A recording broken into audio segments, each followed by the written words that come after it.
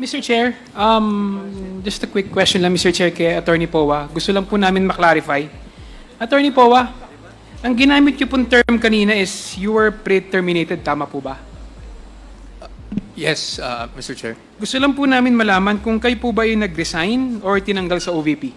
Nag-ano po kami, nagkaroon kami ng pag-uusap prior to the previous hearing. It was really a mutual decision, Your Honor. What do you mean mutual po? Tinanggal ka po ba o nag-resign ka? Nag-decide po kaming mutually kasi nag-express po ako na hindi ko kayang i-fulfill yung obligations ng contract as a spokesperson because to be honest with you, since I'm also a resource person here, I found it very difficult for me to go on media and be interviewed on the same matter kasi nawawala yung objectivity because I'm also part of the hearing as a resource person. So, sinabi ko po yun na I don't think I am capable of really fulfilling the contract. Naintindihan naman po ako, so we mutually decided na i-pre-terminate na po. Kasi ang contract ko po ay dapat hanggang December of this year. So, pin-re-terminate na lang po namin yung kontrata po. Kanino po kayo nagpaalam? Sa ating Vice President po.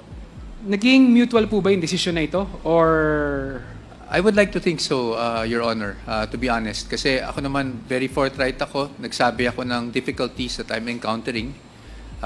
Medically, I'm affected. But also, beyond that, it's really hindi ko ma-fulfill yung trabaho ko. Hindi ako makapagpa-interview. Hindi dahil sa ayaw ko. Pero I think it would be inappropriate. For example, if I'm asked about the proceedings, I would rather answer questions here rather than in the media, especially if it's a comment by a member of the committee. I think it would be inappropriate for me to comment through the media. So sa totoo lang po, nahirapan din po talaga ako and I expressed that difficulty to the principal.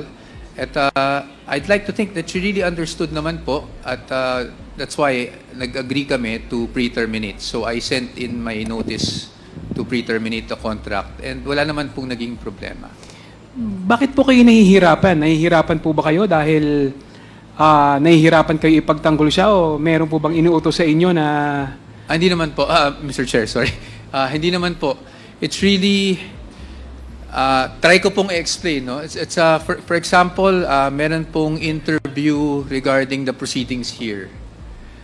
Ako po kasi, personal view ko, kunwari nagkomentong isang kagalang-galang na kongresista tungkol sa proceedings dito, or pagtanungin ako tungkol sa mga issues na pinag-uusapan natin dito, I don't think, out of due respect to the members of this committee, I don't think it would be proper for me to answer through the media. Tapos magkakaharap tayo dito. Tapos either ulitin ko lang ulit yung sinabi ko. I would rather answer the questions here as a resource person. And I don't know if it's something that the committee would appreciate where I'm coming from. But sa totoo lang po, nahirapan ako magpa-interview. Kaya po kung mapapansin nyo, hindi ako nagpa-interview since nagsimula po yung itong committee na to, hindi po ako lumabas sa kahit anong interview. That was my difficulty personally. One more question, Mr. Chair. May mga inutos po ba sa inyo na nahihirapan kayo sundin kaya kayo nag-resign? Wala naman po, Your Honor. I would like to be clear about that also. Wala naman pong inutos sa akin. In fact, kahit po sa interviews naman, I was given free rein to whether accept or not an interview.